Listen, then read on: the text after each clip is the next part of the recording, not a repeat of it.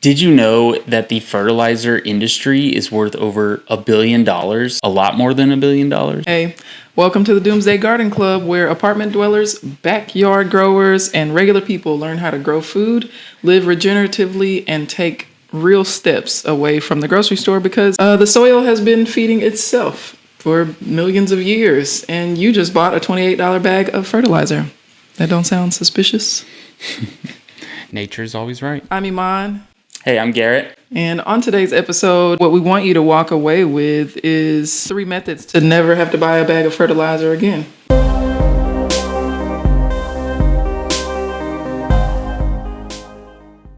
Yes. Back for episode 2. Super excited to see all the responses, comments, just the feedback, the overall viewership.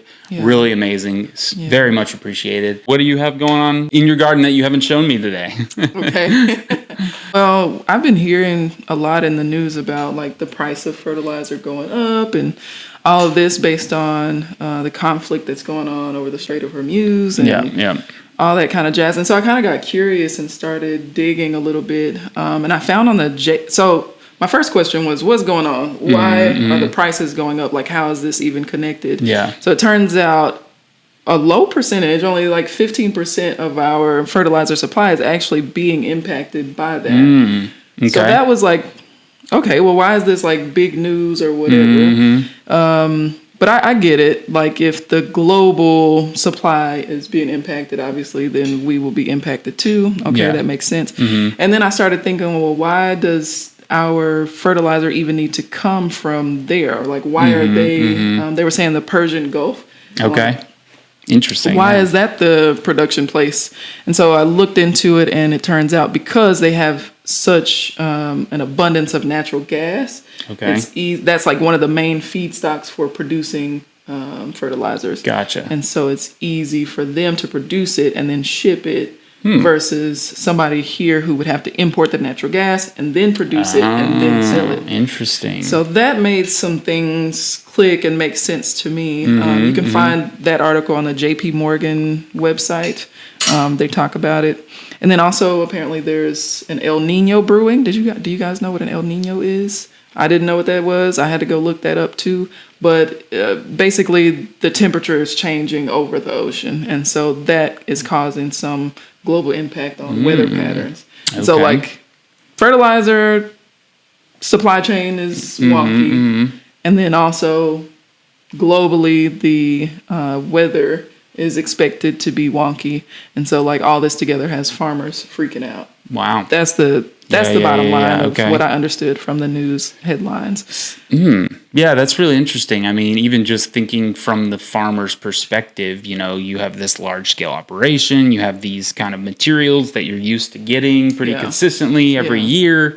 Now that changes, I can imagine that would be scary, right? This is your family, this is your legacy, all of it, right? Yeah. And your livelihood in a very immediate sense. So it makes sense. And so I kept reading a little bit, and it was saying like people are now in their scramble to find new sources of fertilizers. Now they're being more open-minded and willing to experiment with natural alternatives. I even saw an article talking about human urine being an option now. Urea. For urea. Yep. And I'm like, okay. Can we start with compost first? Like, what are we doing? What's the middle ground? Not that I'm against using pee. Go pee on a plant right now. That's the DIY challenge for the day. No, but I mean, not that I'm against that, but it's like, okay, now that people's eyes and like big farm, whatever, their eyes are being open to like, okay, that's not stable.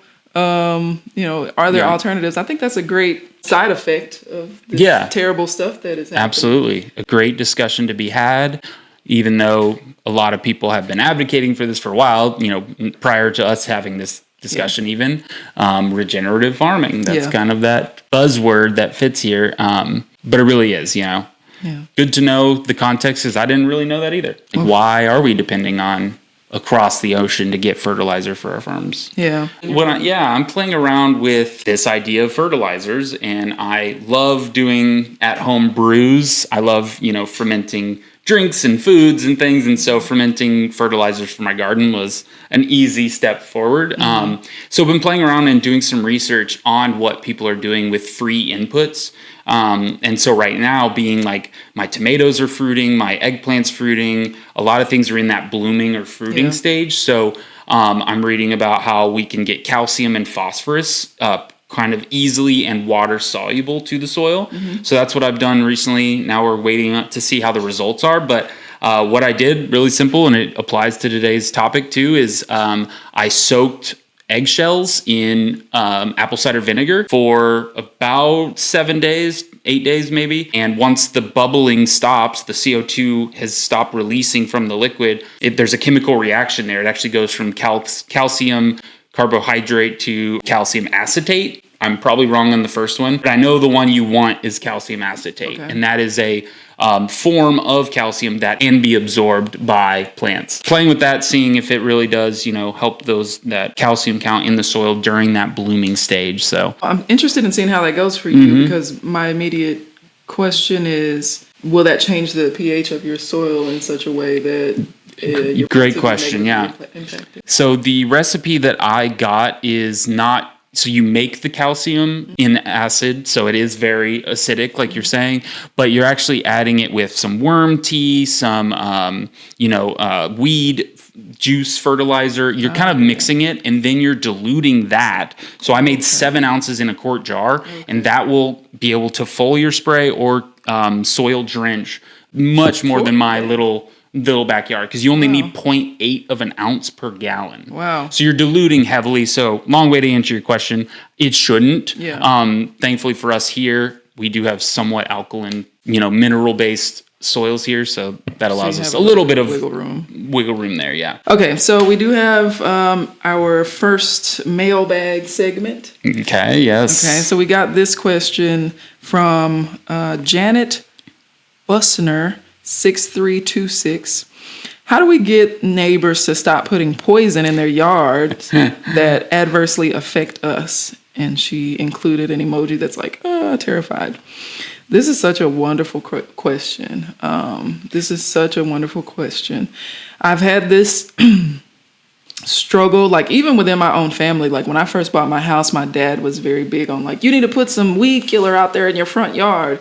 And I just flat refused, never did it, never went through with it, because I'm like, that doesn't make sense. But at his house, I don't walk barefoot in his yard because he's of the doctrine that like that's what needs to be out there, along with several other weird chemicals. So how do we get our neighbors to stop that? I think the first thing is like rebuilding community with our neighbors.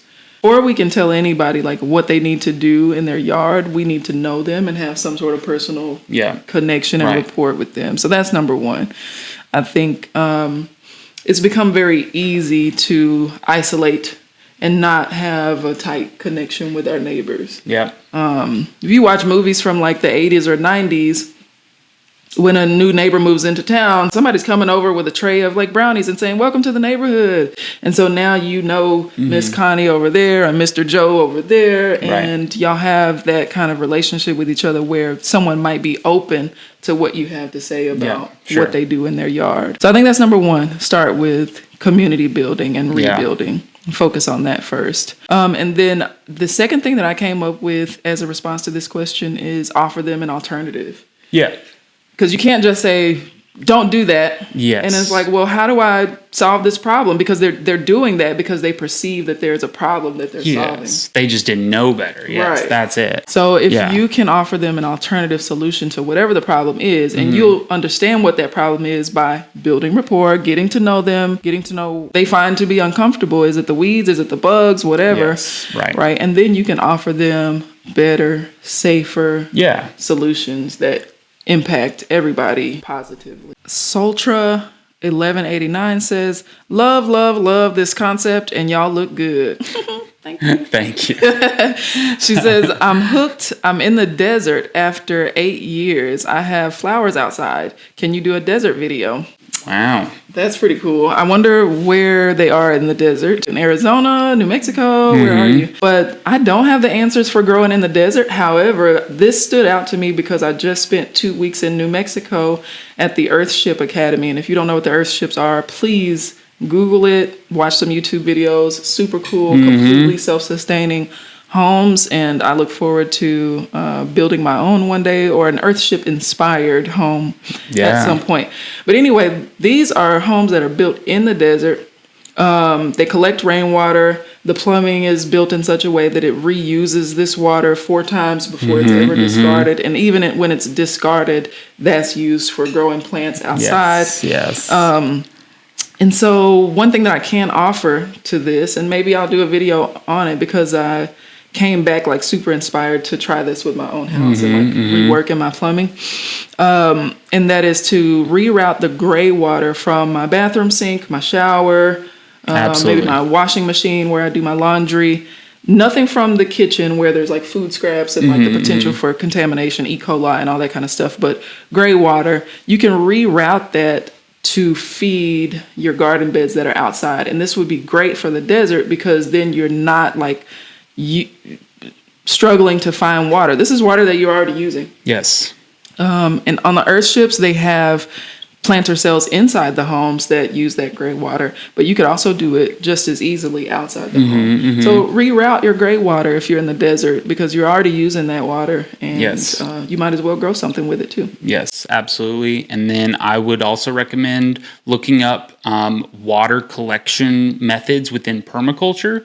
They have they being the permaculture community, have a very good understanding of watching the highs and lows of your property and where water collects and where it wants to run. And you can divert those things by digging trenches, plant native plants. I would also recommend checking out Brad Lancaster. He has 2 books, amazing books on rainwater collection and how to do these like guerrilla rainwater collecting projects, working with the cities. Really incredible stuff. Building trees in basins, so when it rains, thousands and thousands of gallons that would have ran down the street otherwise are now collecting in a tree, which is going to soak it all up in less than an hour, so there's no mosquitoes, collecting rainwater rather than letting it run away. Someone in the desert, you're probably getting less than, we get like 30-something inches a year, which is not a ton even still. So that would probably fit your situation pretty well. There are some comments that I wanted to share that stood out to me. The first one, of course, was compliments from Fred Mac-Y4S says, "This is off script. Girl, I love how natural you look. No fakes." Thank you very much. We here. We locked in. It feels good to be like appreciated. There's so much pressure on women to be all these different things, but that's like a whole nother conversation for a different podcast. But yeah, that's beautiful, and lots of other people chimed in, and I appreciate that. Another one that stood out to me was, this one kind of made me laugh. 2 that made me laugh. One from Mickey Zero Finn 430. She says, she sounds like me with a similar patience level. I will literally plant something and then be mad it hasn't taken off after a week. Yes, child. Yes, I'm still struggling with that. And then Zachary Bernard 1076 Shade, Zach, he says at 144 on the last video, I called it an acorn tree. And sometimes, my brain, I just need a moment to buffer. That I laughed at that for a good long while. Those are great. And thanks for all of these. And we do plan on making this a little bit of a segment in the show. So if you want to comment, shoot us an email, whatever it is, if you got a question or a comment that you think we should read in the next episode, let us know.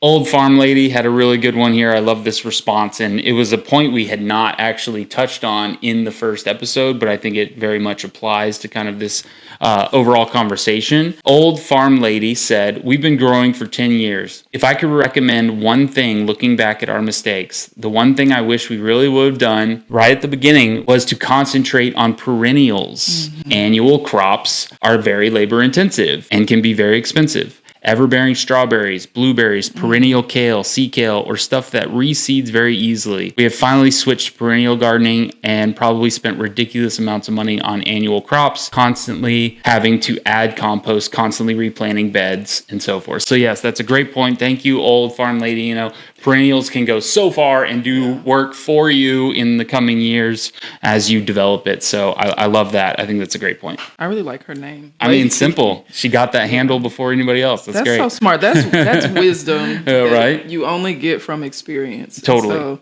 thank you for sharing that. Yeah, we do this year after year, and there's probably some things that we don't have to repeat. And if you use perennials, there you go. And then I had one more here that was from Grateful Gardens 8398. Love this channel. Have you guys thought about adding some foraging info? I love this question. Thank you. That does speak to my heartstrings a little bit. I am a mushroom fanatic, fungi nerd. In the future, yes, I would love to do some foraging things. I think the difficulty there is we're in North Texas. You might be somewhere else across the globe where I'm probably not going to know what fungi are available to you. Usually, I'm not the, crazy expert forager. Here in North Texas is things that I know of. So all that to say, I would love to do some foraging things. So leave a comment if you're interested in that, and I will get you some information. Garrett's not giving himself enough credit. Let me just say that. Beyond mushrooms, we one day were supposed to be shooting this episode 2, and we actually ended up instead in my backyard for about 45 minutes, him pointing out things that are just growing because I'm refusing to cut my yard. Yep. Another episode for the explanation. Yeah. But he was just like, oh, this is edible. This is edible. Eat this. Try this. This one tastes like lemon. On that point, though, find local foragers, herbalists, people that are in the mycology scene in your area. There's almost guaranteed a mycological society. They're definitely going to have all the information on fungi. And then your herbalist communities, your permaculture communities in your region, they're going to be the people that know the native edibles and the wild edibles that you can forage in your area. So good point, though. Yes, don't get me distracted on your yard. I might be here for a minute. So we got to come up with a name for our crew, our group. Should we call them rebels, or y'all give us some ideas? Yeah. If you have an idea for like what we should call the viewers. Yeah, Doomsday Growers or something. Yes, something let us know. cutesy. You've got better ideas than we have right now. All right, so let's jump right in. By the end of this episode, you will have 3 methods that you can use at your home, your apartment, wherever you are, to never have to depend on that whole cycle and that system that's selling you what's right, what you're actually throwing in the trash most of the time. Yeah. Right. So we're going to give you 3 ways to drop that and make your own fertilizer for free or very cheap. But first, let's talk about the setup, right? So in nature, and we are, as gardeners, just trying to mimic nature as closely as possible. That's when you're going to be the most successful, right? Is if you can just do what nature is already doing or help nature do what it's already doing and just kind of lean it in the direction that you want, right? And so in nature, if a tree falls, nobody is coming to like move that log and then like put some kind of miracle fertilizer there and plant a new tree. Right. That's not what's happening. Yep. That tree falls, it starts to decompose, and that's not by magic. Fungi are creeping in and doing their job of decomposing. Animals, insects are coming in, making little holes in there, making it a home, more decomposition. Yep. As that tree or that log is breaking down, all of those nutrients are being returned to the soil.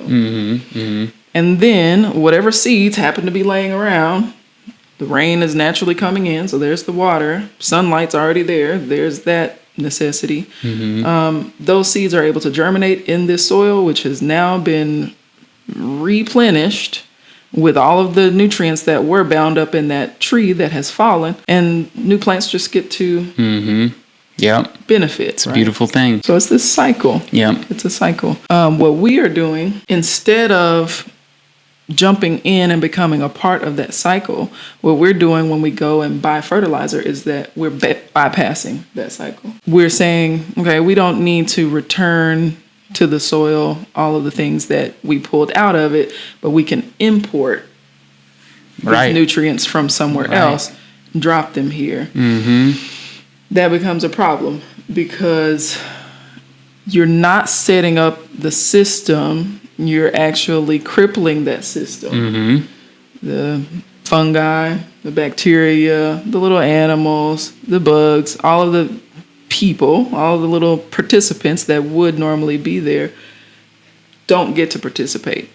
And so that soil does not have the natural capacity to do what it is meant to do. And so the more you fertilize with these outside things, the more you will need to fertilize with those outside things. So when you go and buy that fertilizer, you're basically like signing up for a subscription.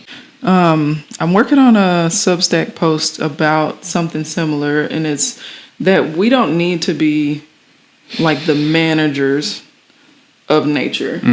We are supposed to be the stewards, right? We're a part of these cycles. And so when we become the manager and the overseer, we feel like we have the solution and we can create the solution somewhere else and then bring it and enforce it, rather than noticing what nature is already doing and then saying, how can I add to this? How can I help? Or how can I like harness it so that it gives me exactly what I want, which is just a tomato or whatever, right? And so I think it's a mindset shift that has to happen. Agreed. Where we have to like go from like looking at things from the outside to like reabsorbing ourselves into and including ourselves in the whole process and the cycle. Yeah. So 3 ways that you can do that. Let's start with number 1, composting. So the importance of compost is the presence of microorganisms and the proliferation of them. They are in the perfect environment to breed and reproduce and create more biodiversity, more populations of these microbes. And their job in the soil is crucial. I think this is a great number 1 for this topic because it is just so important. You will need less fertilizer in general if you build up the life in your soil. Absolutely. And so that all goes to say, start composting, make a pile, a bin, a bokashi compost bin, a regular pile system where you're doing 3 bays or, what have you. There's plenty of methods. It takes a little bit of effort, but it could literally just be a pile in the corner of your backyard as well. So if you are wanting to try composting for the first time, the simplest thing you can do is block off an area of your yard, or even what are the plastic totes that you can get from Walmart or whatever. Make sure that it has holes, that it's breathable, and then you will be responsible for stirring it up every now and then. But if you can get 3 parts brown things to 1 part green things, so 3 part dried leaves, sticks, twigs, small sticks and twigs. You don't want to put big old sticks that are going to take 2 years to decompose. We're talking about small broken down things. You can also use your bags from Trader Joe's, the paper bags. You can use scraps of cardboard, anything like that that's organic material that's already kind of dry and broken down. This will help keep the moisture in balance, and so you don't get something smelly going on in there. And if you do get something smelly going on, add more browns. Yes. Okay, and then the other things, the green things, like Garrett said, kitchen scraps. I produce so many more kitchen scraps than I thought that I did. When you gave me that bokashi composter, it filled up in like a week. Yes. And now I'm frustrated because of like, I have more. Right. Yes. But yeah, I promise you, even just as a single person, you produce enough kitchen scraps. If you're eating produce, like if you're eating out all the time, we switch that up anyway. But yeah, take all that good green stuff, the ends of the tomatoes, throw it in there, and just let it do its thing. You don't. This is not something that needs to be super labor intensive. Stir it up once a week. Make sure it's not too wet. Make sure it's not too dry. Maybe like the consistency of a damp sponge is what you're going for. So adjust as you go. Super easy. That's the first option. Composting is easy. Yeah, and there's tons of resources out there on it, obviously, for a reason. All right, number 2, you want to do? Sure, yes. So number 2, another one that I do all the time. There is a debate on this with tomatoes specifically because of some of the diseases that they may have. But chop and drop. This is such easy method, the laziest gardener method of doing things. And this applies to the front yard too, by the way. This is a point I really want to make. Leaves are so important.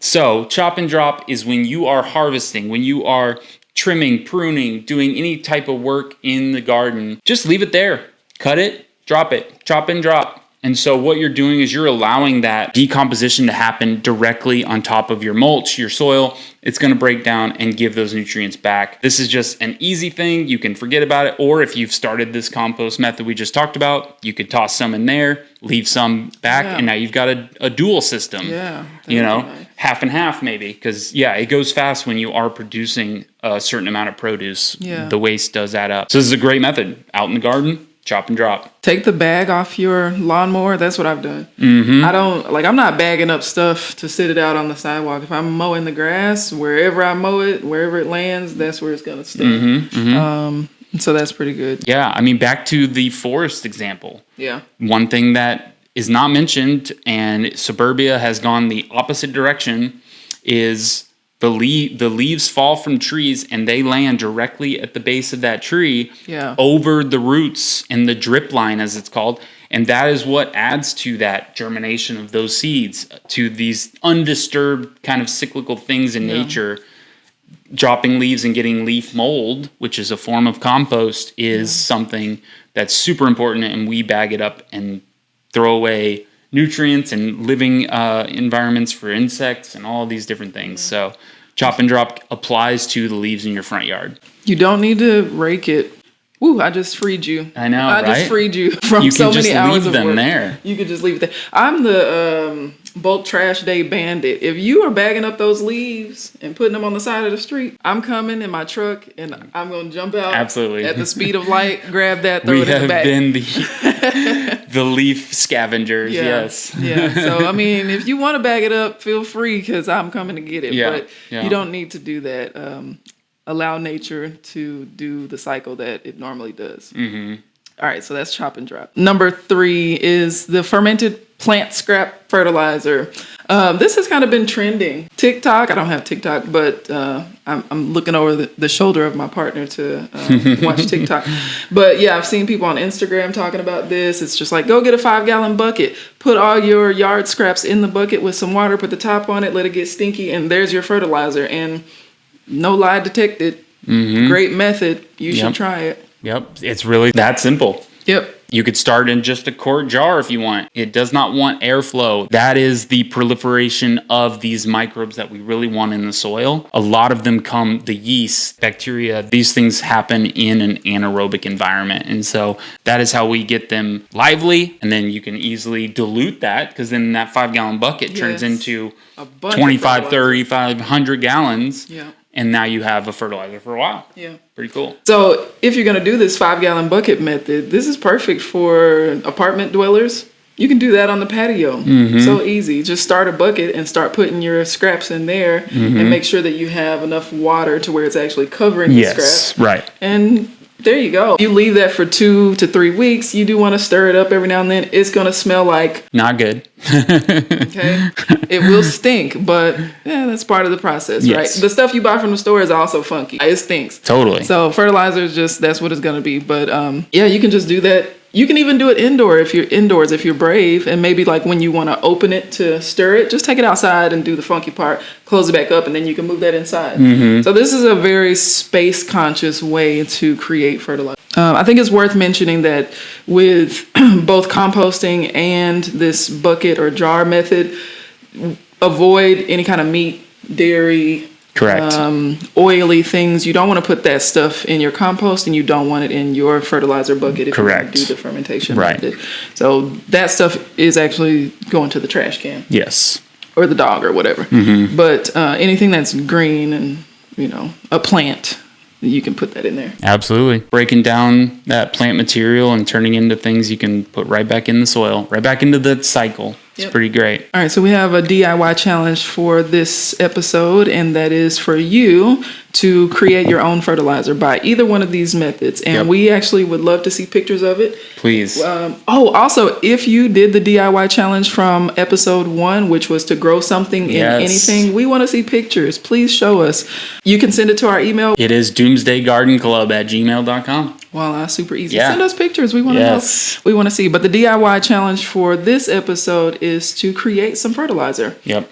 Choose a method. and create it and show us, and we will reward you with our smiles and also feature your pictures here on the podcast. If you've ever read the book Braiding Sweetgrass, it kind of like touches on the beauty of how simple things can really be. Totally. When we get done explaining like the science of it and all of that, the truth is just really so simple. Like, oh, the microorganisms that evolved here are going to do the best job of improving my soil that's here. Absolutely. So it's like, oh yeah. Yeah, okay. right? So simple, but we hadn't thought of it that way. I guess we don't have to go down the like learn from the indigenous rabbit hole, but also, yes, do that. A lot of wisdom there. Yeah, lots of wisdom in our ancestry. And we just want to say thank you for joining us for today's episode.